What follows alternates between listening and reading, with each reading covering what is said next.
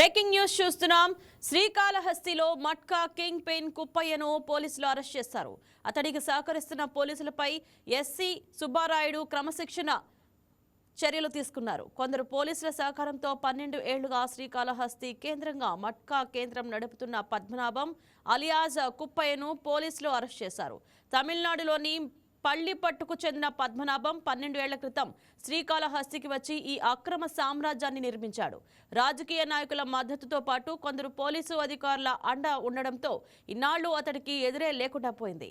ప్రజల ఆర్థిక పరిస్థితిని ఆసరాగా చేసుకుని వాట్సాప్ గ్రూపుల ద్వారా మట్కా నిర్వహిస్తూ సామాన్యులను నిండా ముంచాడు. శ్రీకాళహస్తికి చెందిన 2 సీఐలు 4 కానిస్టేబుళ్లు ఈ దందాకు సహకరిస్తున్నట్లు తేలింది.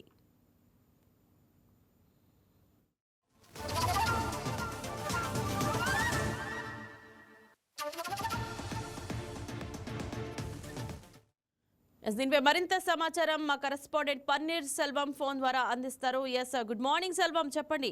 పద్మనాభం అలియాస్ కుప్పయ్య 12 ఏళ్లుగా మట్కా వ్యాపారం నిర్వహిస్తున్నట్లు పోలీసులు ఎలా గుర్తించారు?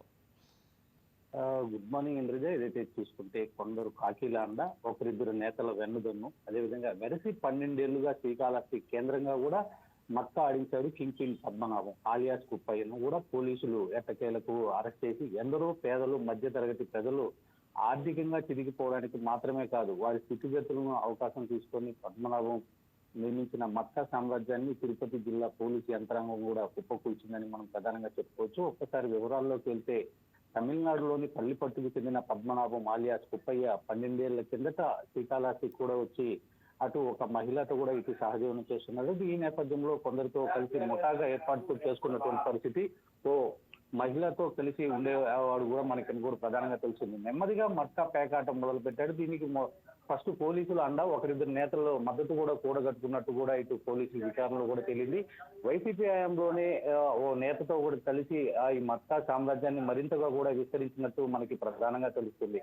మట్కాను అరికట్టాల్సిన పోలీసుల్లో కొందరు అధికారుల నుంచి సిబ్బంది వరకు అండగా నిలవడంతో ఇతడికి ఎదురే లేకుండా పోయిందని కూడా అప్పట్లో అధికార పార్టీ వైసీపీ నుంచి ఉన్న సహకారం, అక్రమ వ్యాపారం కూడా పెరగడానికి దోహదపడిందని మనం ప్రధానంగా చెప్పుకోవచ్చు. అయితే కూడా శ్రీకాళహస్తి కేంద్రంగా దాదాపు 12 ఏళ్లుగా మట్కా నిర్వహిస్తున్నాడని కూడా ఈ పద్మనాభం వ్యవహారం గురించి కూడా ఎప్పటి నుంచో అందరికీ తెలిసినా పట్టించుకున్న పాపానైతే కూడా పోలేదన్నమాట. ఏదైతే కూడా కూటమి ప్రభుత్వం అధికారంలోకి రావడం, ఆ అనంతరం కూడా శ్రీకాళహస్తి ఎమ్మెల్యే బొజ్జల సుధీర్ రెడ్డి దీనికి సంబంధించి కూడా సీఎం దృష్టికి తీసుకెళ్లడంతో కూడా ఒక్కసారిగా దీనిపైన సీఎం చంద్రబాబు నాయుడు కూడా సీరియస్ అయ్యి తిరుపతి జిల్లా ఎస్పీ కూడా ఆదేశాలు ఇచ్చినట్టు కూడా మనకు ప్రధానంగా తెలుస్తుంది. ఈ నేపథ్యంలో తిరుపతి జిల్లా ఎస్పీ సుబ్బరాయుడు దీనికని ఒక ప్రత్యేక టీంను కూడా ఏర్పాటు చేసి ఇటు కింది స్థాయిలో కూడా విచారణ చేపట్టడం మొదలు పెట్టడంతో కూడా అతన్ని చాకచక్యంగా కూడా ఇటు పట్టుకున్నటువంటి పరిస్థితి. ఈ నేపథ్యంలో సంబంధించి తీసుకున్నట్టు అయితే కూడా ఈ బృందాన్ని అంటే ప్రత్యేక బృందాన్ని ఏర్పాటు చేసి కూడా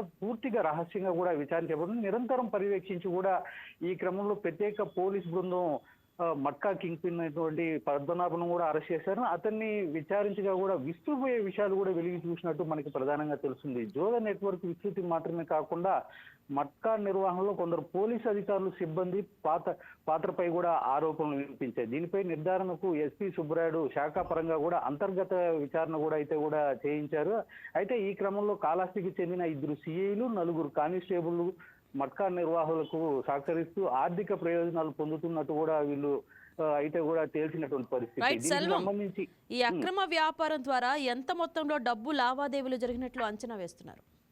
ఇప్పటి వరకు దీనికి సంబంధించి అయితే మాత్రం పూర్తిగా ఇంకా విచారణ అయితే కూడా బయటకు రానటువంటి పరిస్థితి. దీనికి సంబంధించి ఇంకా మరింత లోతుగా కూడా ఇటైతే కూడా విచారణ జరిపిస్తున్నారు. ఇదంతా కూడా ఆన్లైనింగ్ ద్వారా మాత్రమే జరిగింది.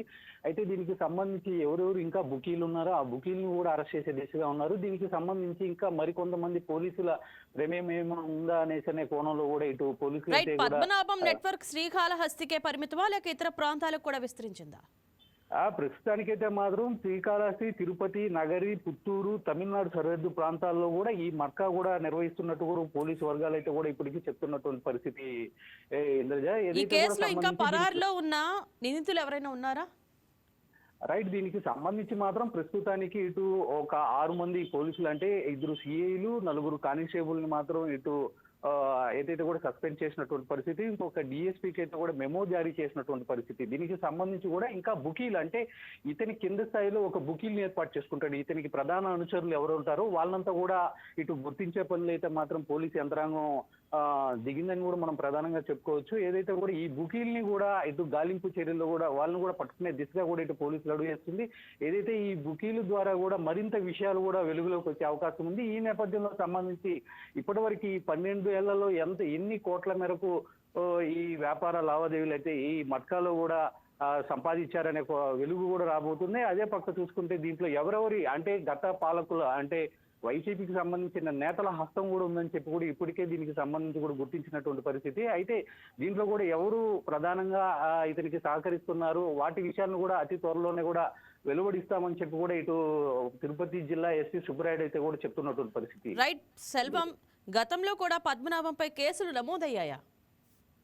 రైట్, ఇప్పటి వరకు సంబంధించి మాత్రం అతనికి పేరు మాత్రం బయటకు వచ్చింది. మట్కా నిర్వహణ అయితే మాత్రం నిర్వహిస్తున్నాడు అనేది మాత్రమే వచ్చింది. కానీ ఈ సందర్భంలో ఎక్కడ కూడా అతని పైన కేసులు అంటే తీసుకుని వెళ్ళినంత మాత్రాన కూడా అతని పైన సరైన ఆధారాలు లేవని చెప్పి కూడా కేసులు కూడా గత ప్రభుత్వంలో కూడా అంటే కేసులు కూడా పెట్టినటువంటి పరిస్థితి. ఈ నేపథ్యంలో సంబంధించి ఏదైతే కూడా కూటమి ప్రభుత్వం వచ్చిందో ఈ నేపథ్యంలో దీనికి సంబంధించి అక్కడ ఉన్నటువంటి కొంతమంది కాళహస్తి వాసులు కూడా ఇటు అక్కడ కాళహస్తి ఎమ్మెల్యే బొజ్జల సుధీర్ రెడ్డిని కలవడం జరిగింది. ఈ కలవడంతో కూడా ఆయన సీరియస్ గా తీసుకొని ఖచ్చితంగా దీనికి చాలా మంది కుటుంబాలు కూడా చిన్నాభిన్నంగా అయ్యాయి కాబట్టి దీన్ని సీఎం దృష్టికి డైరెక్ట్ గా తీసుకెళ్లినటువంటి పరిస్థితి. దీంతో సీఎం కూడా సీరియస్ అయ్యి వెంటనే కూడా దీనిపైన విచారణ చేపట్టాలా, ఎంతటి వారినైనా కూడా ఉపేక్షించద్దు, ఖచ్చితంగా వారిపైన చర్యలు తీసుకోవాలని చెప్పి కూడా ఆయన ఆదేశాలు ఇవ్వడంతోనే ఎస్పీ సుబ్బరాయుడు కూడా ఒక్కసారిగా కూడా రంగంలోకి దిగి ఇప్పటికి ప్రస్తుతానికి ఎవరైతే దీనికి కింగ్ పిన్ పద్మనాభం ఉన్నారో పద్మనాభమే అదేవిధంగా దీనికి సహకరించినటువంటి పోలీసుల మీద మాత్రం ఇప్పటివరకు చర్యలు తీసుకున్నారు. ఈ కింది స్థాయిలో ఇంకెవరైతే బుకీలు ఉన్నారో వాళ్ళపైన కూడా ప్రత్యేక నిఘా పెట్టున్నారు. వాళ్ళని కూడా త్వరలోనే అరెస్ట్ చేసి పూర్తి వివరాలతో మీడియా ముందుకు వస్తామని చెప్పి కూడా ఇటు ఎస్పీ సుబ్బరాయుడు అయితే కూడా చెప్తున్నటువంటి పరిస్థితి. రైట్ సెల్వం, 12 ఏళ్లుగా శ్రీకాళహస్తిలో మట్కా సామ్రాజ్యం నడుస్తుంటే పోలీసు వ్యవస్థకు ఇది తెలియకుండా పోవడం ఎలా సాధ్యమైందంటారు?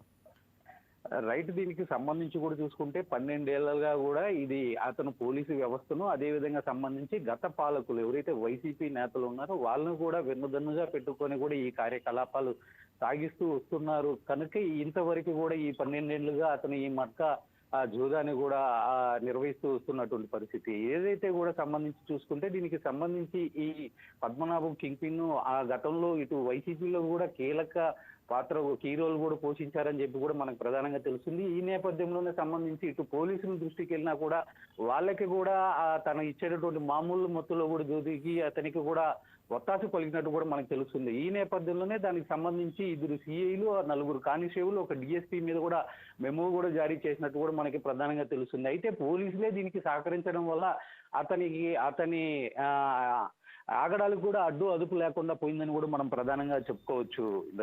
Right, thank you Selvam.